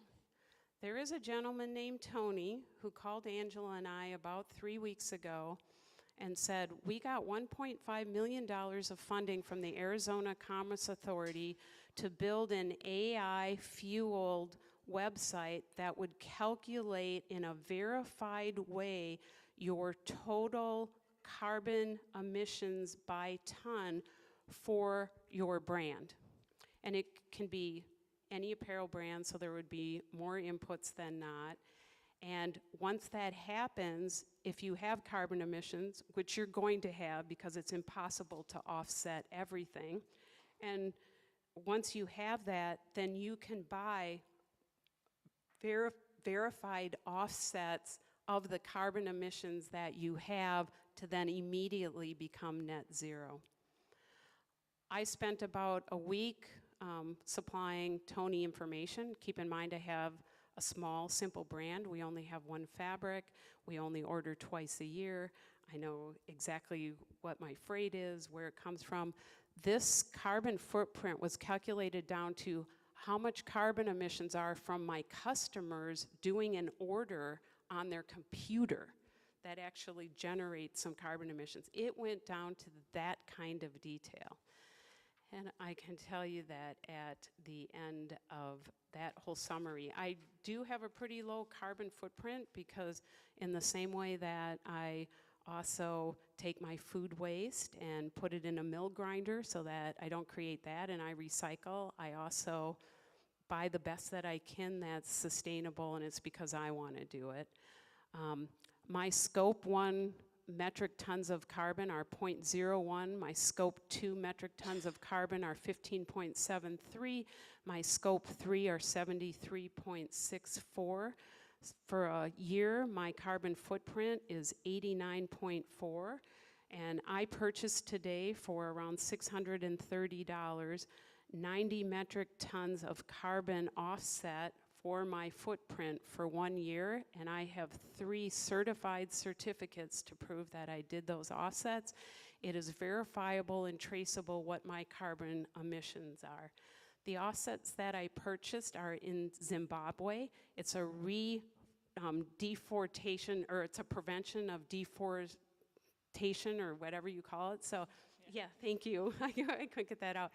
And it's also helping the local community there to increase their farming and their living wage and everything else. So that $630 went to an amazing project, and I have a net carbon brand. This is something that any of you can do. Tony is offering this exclusively to Fabric right now to build up brands, to become the net zero fashion accelerator here. And he's offering an 80% discount to our designers to be able to do this. So it was amazing. I mean, I wouldn't have any idea how to calculate my carbon footprint. I had no idea. And then I had no idea what I'd do about that if I knew it. So 80% off? 80% That's off. amazing. He hasn't, I mean, this is so new. I was the first brand that, it's called EcoStance. You can look at it at ecostance.com. As soon as I bought my carbon emissions, my certificates came, I have a website page, I have a QR code. I can add that QR code to the barcode of my current product so people could scan it and see the traceable certification that I am a net carbon neutral brand. And it happened just like that. Yeah, I have to rebuy because it's 90 carbon things a year, and they'll recalculate it, so if it changes, then you have to buy more offset credits. Yeah, because your total was 80-something, right? 89.4, you so I bought 90. Right, makes sense. Wow, that's pretty cool. All right, anybody have any questions? I'm sorry I bored you. I really am. No, that was actually, like I said, one of the most detailed and helpful lectures, and thank you for sharing all of that, like, insight into your brand, like showing us what the back end of everything looks like. I just want to, I'm going to walk around and ask for questions, but before that, I just want to, thank you one more time and let's give her a hand. Let's have her. I mean, it was really, really generous of you to share all that information. So let's ask questions. I think we had a question here first. Okay. I loved your presentation. I love spreadsheets. Me and Courtney, we go nuts on spreadsheets. I was just curious, you mentioned that you also sell in retail stores. Do you have any tips on how to get in, except for outside of e-commerce? I know that kind of doesn't touch the topic of today, but any suggestions you have? So I have a pre-COVID and a post-COVID kind of story here. Pre-COVID, we had 52 boutiques that we were selling in, and in 2022, late 2022, I believe that about 14 of them were still open. And so we sell in really high-end boutiques. Most of them are on the East Coast. I would say the majority of those are in the New York metropolitan area. We have a very specific customer base for our product, and if I have a brand name anywhere in the world, it's in Brooklyn, New York. I mean, we are really known in Brooklyn, New York. The interesting thing about Google and its AI program is it has found out that New York is where it needs to push my ads to. So the AI thing works. As far as retail stores are concerned, so there are boutiques and they're coming back, but I will tell you there's just less boutique stores. So that's the first thing that I want to say. And the ones that are out there are being really careful about their inventory because of what they went through. So they take on new products with much more scrutiny than they used to. It's the post-COVID world. Having said that, though, I think that for me, having the website up and we redid the website and all the branding, and I think all of you thought, well, that looks beautiful and whatever. That makes a big difference. I mean, people are going to judge you by the quality of your website and your brand and your marketing, and can they find you? And so I think that that's really important. I believe in the trade shows, but the trade shows are a double-edged sword. They're very expensive to go to, and I think you have to pick the one where the stores are gonna be that are gonna sell your product. And before you go, you better be sending all of them information about that you're gonna be there. See you at Coterie is the show that we've had a lot of success into. It's in New York. It's the higher end boutiques. But if I go there, everybody's gonna get, you know, like constant email to know we're there and invite them and see our booth. And then if you do get people at that booth, you absolutely have to follow up. And if you go there, your booth needs to look like your website. And you need to have a line sheet. Can I pass So this is my line sheet, my wholesale line sheet. And so this is for 2023. I redid it for 2024. It's in a digital version right now. But if you guys look at this, you know, this is branded and looks just like my website. But you have to, if you're at a show like that, I know you can do QR codes and stuff, but product's visual. And so this feels really old-fashioned, but it's really important. And so this is the kind of thing that I send out to the boutiques, you know, that I'm looking for. I will tell you that, I will tell you that finding the right boutiques is easier with AI. AI will actually create lists for you. Now, you still have to kind of dig for contact information, but it will help you create lists. It's not like you have to do these endless searches anymore. So use AI to find your stores. Any other questions? Yeah. Oh, I'll say one other thing. In Brooklyn, if I added a store in Brooklyn, my stores would kill me. So I have to look elsewhere.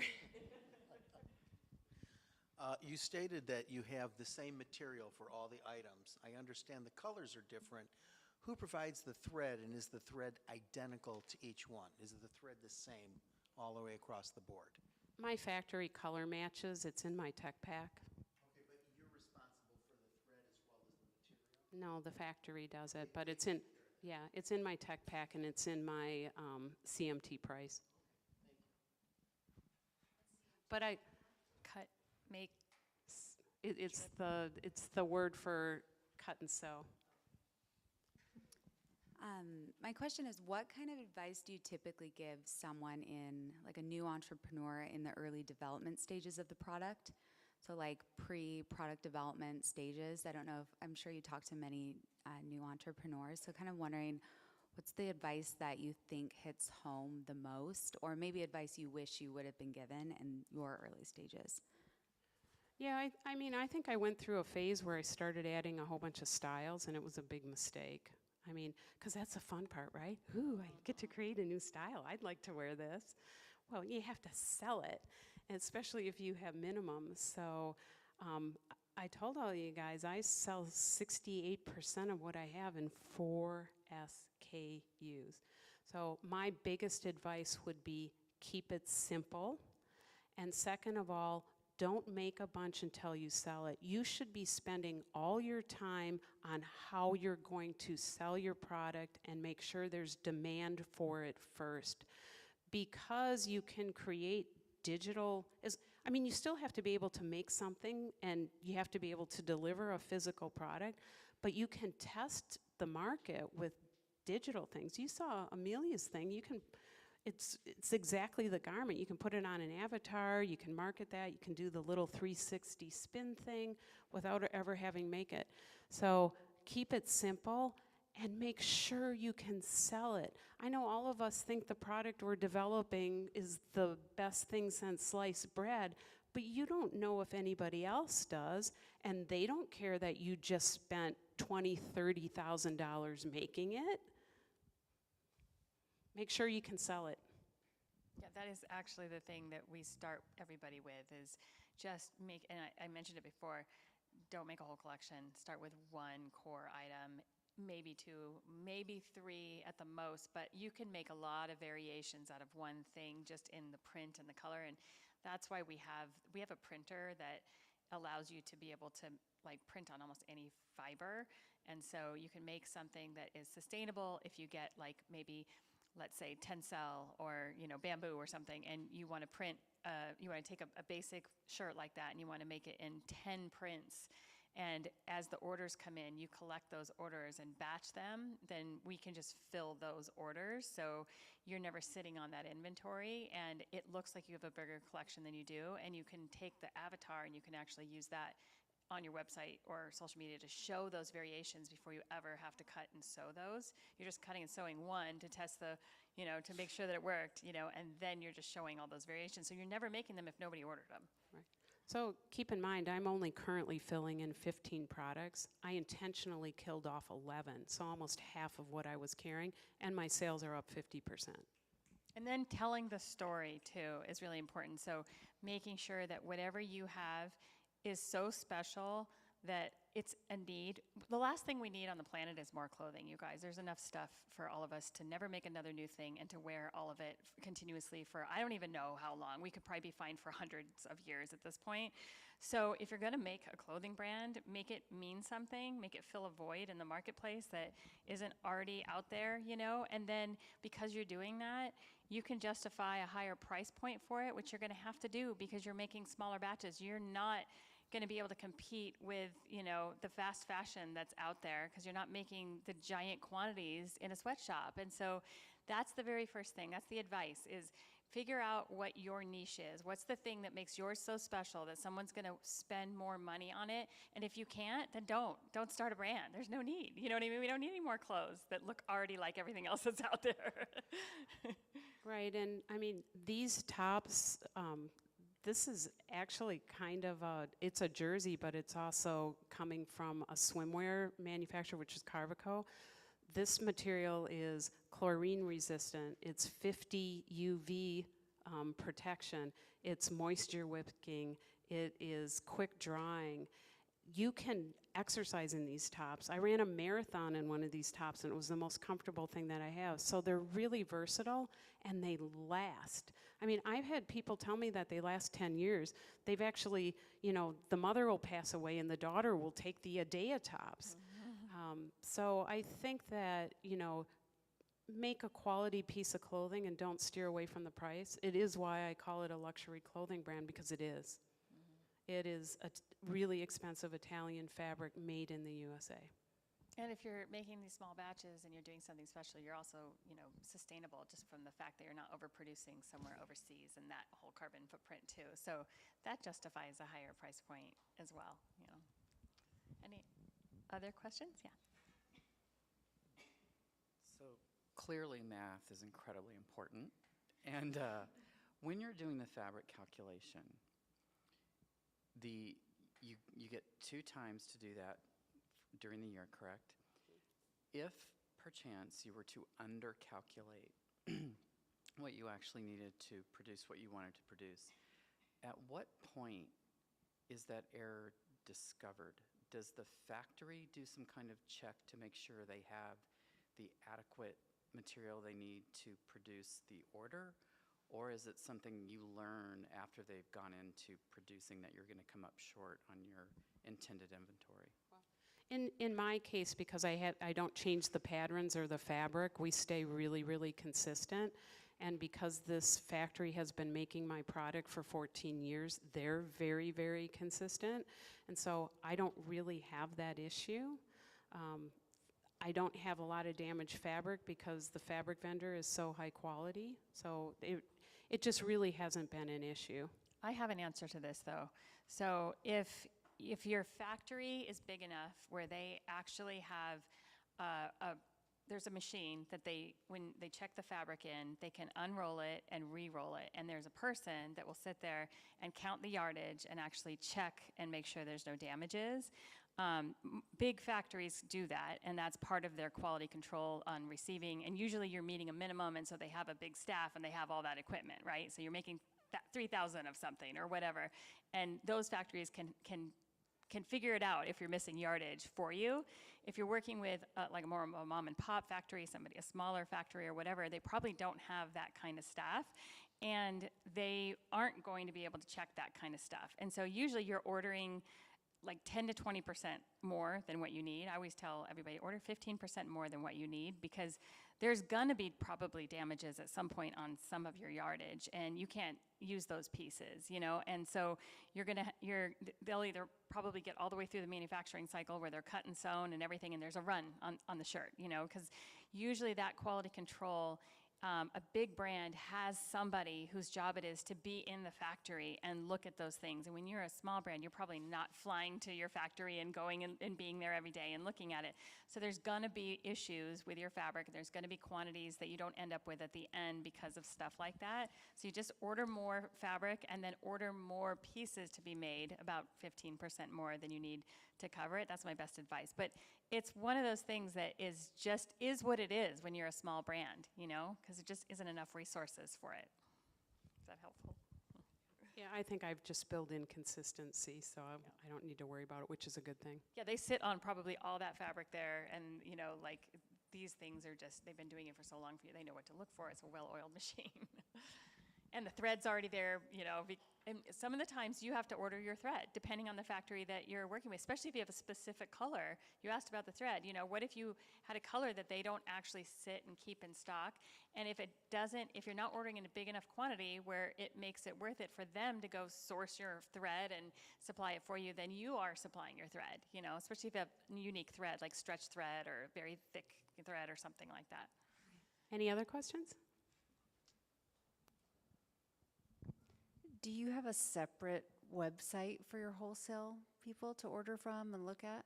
No, I do draft. I process the orders in Shopify, so I'll do it as a draft order, and the retail price will come up, and then I'll click discount, and I'll discount it to the wholesale price. So most of my stores are emailing me spreadsheets, and they'll say, this is what I want to order, and then I'll enter it into Shopify. And the reason I have to enter it into Shopify is because Shopify is keeping my inventory. And if Shopify says I have 12 size 2s in black 7195 and my store orders 8 of them, I need to know I only have 4 left. Okay.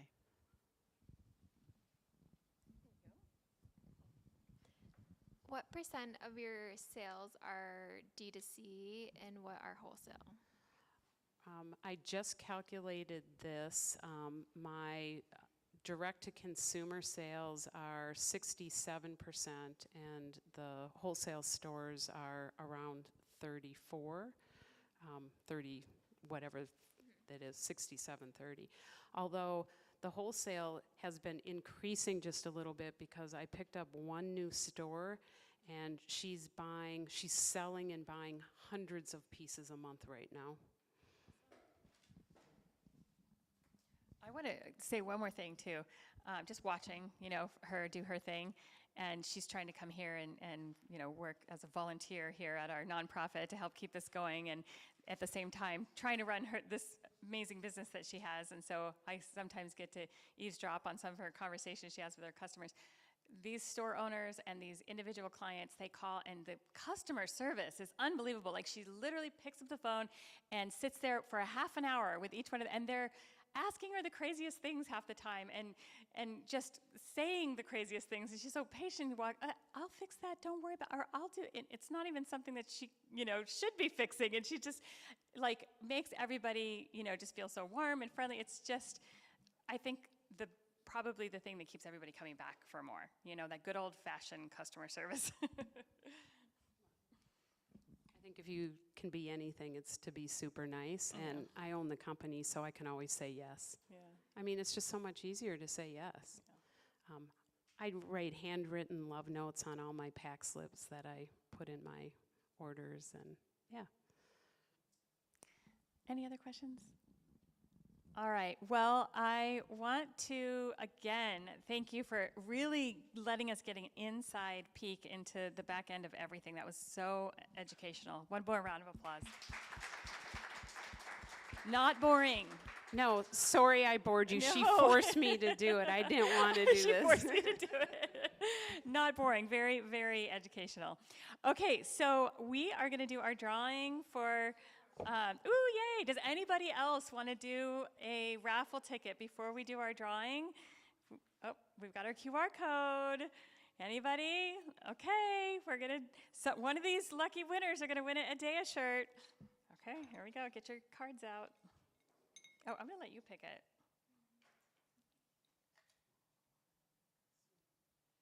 It is 508677. Yes. Yay! You won!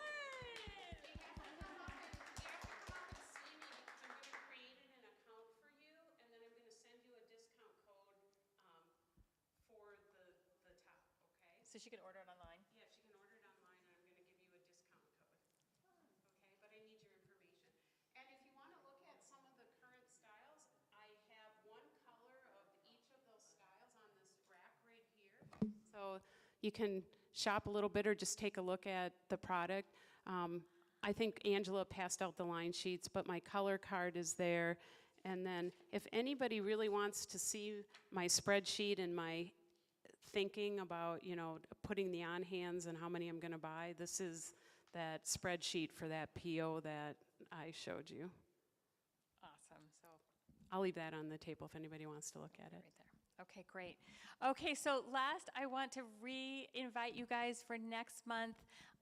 Our featured guest is Diane Aiello. She is like a very, very well-known stylist in Arizona. She's like the original stylist that does all of the big like fashion shows and photo shoots. Like when Vogue comes to town, they hire Diane, and she's the one that is, you know, doing all the makeup and dressing, you know, for the shoots and things like that. So she's dressed a ton of celebrities and a ton of big brands, and it's going to be a really fun look into how she became who she is, what her journey looked like, and I'm not sure what she's going to teach us. We'll see. So make sure you RSVP for that one. Because it falls on Halloween, it's not going to be the last Thursday of the month. We're going to send out through our newsletter, so hopefully you're all getting our newsletter. We'll send out the invite so you can register, but you can also usually see it on our social media. But you guys, read our newsletter. That's how we share all this stuff. Make sure you're getting it, because we share all kinds of really good things that we think are going to help you as a fashion business professional or a student or anybody interested in fashion. The last thing I want to say is I'm still up for giving anyone a tour of the factory downstairs. So if you're interested in going down there to see the printer that we have and the machines and the rest of the building, follow me down there. And thank you guys again for joining us tonight. I'm so excited to have all of you guys here every month. Thank you. Thank you.